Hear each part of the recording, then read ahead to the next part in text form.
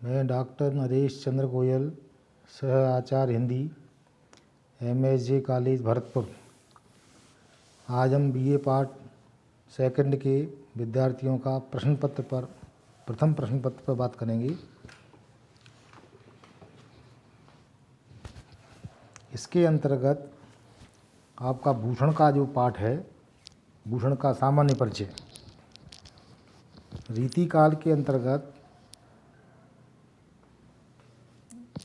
रीतिबद्ध, रीति सिद्ध और रीति मुक्त जो काव्य धाराएँ चली, उनके अंतर्गत भूषण एक ऐसे कवि थे जिन्होंने श्रृंगार के अतिरिक्त वीर रस पर अपनी कविताएं लिखी। समस्त रीतिकाल में भूषण ही एकमात्र ऐसे कवि थे जिन्होंने राष्ट्रीय आवश्यकता के अनुसार वीर रस का अत्यंत उत्साह से चित्रण किया और राष्ट्रीय कवि के धर्म का निर्वाह किया। हाथ में कलम और कमर में तलवार लटकाकर भूषण ने रीतिकाल की घोर श्रृंगारिक प्रवृत्ति में चंद्रवरदायी की काव्य परंपरा को पुनर्जीवित कर दिया। यानी रीतिकाल में भूषण ही एकमात्र ऐसे कवि थे जिनका कलम पर ही नहीं तलवार पर भी समान अधिकार था। भूषण के काव्य में राष्ट्र की आत्मा के दर्शन होते हैं। भूषण वीर रस के वर्णन कुशलता के जानकार तो थे ही, वे इतिहास के संरक्षक और राष्ट्र के बारे में सोचने वाले कवियों में से एक थे। भूषण देश और समाज के बारे में यथार्थ चिंतन करते थे, इसीलिए श्रृंगार काल में उन्होंने सच्चे कवि हृदय से साहस और उत्साह के साथ वीर रस का वर्णन किया है।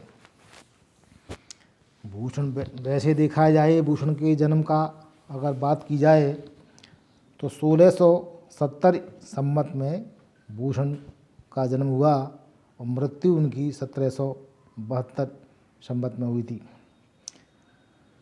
उनके पिता रत्नाकर त्रिपाठी और उनके भाई जो रीतिकाल के कवियों में श्रोमणी कवि रहे हैं, चिंतामणि और मतीराम उनके भाई थे। रीतिकाल के उत्कृष्ट कवियों में समार होती है उनकी। भूषण का वास्तविक नाम क्या था, इसके बारे में अभी कोई भी शोधपरक सूचना हमारे सामने नहीं है, लेकिन भूषण की उपाधि उन्हें चित्रकूट के सोलंकी राजा रुद्र के द्वारा प्राप्त हुई थी। वे छत्रपति शिवाजी के आश्रित कवि थे और उनकी प्रशंसा में उन्होंने पर्याप्त काव्य की रचना की थी। पन्ना नगरी के महाराज छत्रसाल के यहाँ भी उनका आश्रय माना जाता है। यहाँ तक कहा जाता है कि एक बार महाराज छत्रसाल ने उनकी पालकी भी में अपना कंधा लगा दिया था। भूषण के ने अनेक काव्य ग्रंथों की रचनाएं की थीं, लेकिन मुख्यतः शिवराज भूषण, शिवाबामनी एवं छत्रसाल दशक नामक ग्रंथ उनके बहुत ही लोकप्रिय हुए। राष्ट्रीय काव्य के श्रेष्ठ रचनाकारों में उन्होंने बहुत ख्याति प्राप्त की थी। आदरण दृष्टि से चाहे उन्हें राष्ट्रीय कवि न कहा जाए, लेकिन उनका राष्ट्रीयता तत्कालीन समय में प्रासंगिक था, क्योंकि उस समय की परिस्थितियों को देखते हुए उनकी कविता राष्ट्रीयता से ओतप्रोत मानी जाती है। उनके काव्य में ऐतिहासिकता का भी पर्याप्त पट मिलता है।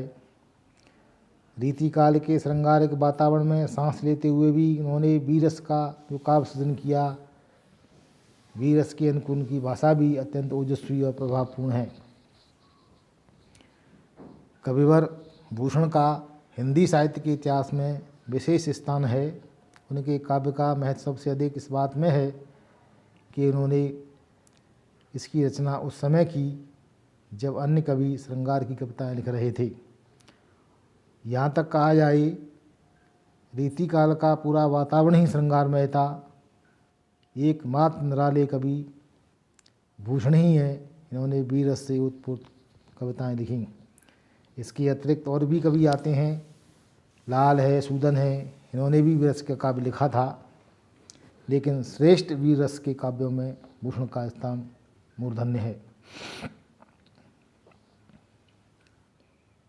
शिवराज भूषण के रूप में अलंकार ग्रंथ की रचना करके अपने युग की रीति परंपरा में कि उन्होंने भाग लिया था, अर्थात उन पर ये भी आरोप नहीं लगाया जा सकता कि भूषण अपने काल से कटे हुए थे। उन्होंने इस परंपरा का भी निर्वाह किया था। शिवराज भूषण के रूप में जो ग्रंथ लिखा उन्होंने, उसमें अलंकार ग्रंथों की रचना है। भूषण की रचनाओं में रस संचार की दृष्टि से शिवाभामनी, छत्रसाल दशक अत्यंत महत्वपूर्ण हैं। नामों के अनुसार इनमें से प्रथम काव्य में 52 छंद, द्वितीय काव्य में 10 छंद होने चाहिए, किंतु इस समय प्राप्त होने वाली प्रतियों में दोनों ही काव्य अधिक छंदों से युक्त हैं। इस छंदों की रचना स्वतंत्र रूप से की गई है, अतः इनमें रस के समावेश में किसी प्रकार की बाधा नहीं होने पाई है। इस प्रकार से शिवराज भूषण की रचना में भूषण को इतनी सफलता नहीं मिली। इसका कारण यह है कि उन्होंने इस काव्य को हृदय की प्रेरणा से नहीं लिखा। यह एक अलंकार ग्रंथ है, अतः इसमें अलंकारों के लक्षण और उदाहरण देने की प्रतिभा दिखाई दी गई है, जो तत्कालीन परिवेश के अनुसार उन पर स्पष्ट झलक दिखाई देती है। भूषण में मौलिकता है, नवीनता है, अलंकारों का प्रावधान है, काव्य का सौंदर्य है, श्रृंगार का भी है, लेकिन प्रभाव उनमें ओजस्ता, वीर रस का ही प्राप्त होता है। उनमें कविता में भावों का प्रभाव है और मुर्दों में भी जान फूंकने की शान है, आन है। इस प्रकार से भूषण का काव्य हमारे लिए बहुत महत्वपूर्ण है। इसमें तत्कालीन परिवेश में भी अगर हम देखते हैं, उसको जातीय परिवेश में न देखा जाए तो भी उसमें राष्ट्रीयता के लक्षण हमें दिखाई दे जाते हैं। अतः भूषण आज भी प्रासंगिक हैं। आगे हम उनके काव्य के बारे में चर्चा करेंगे।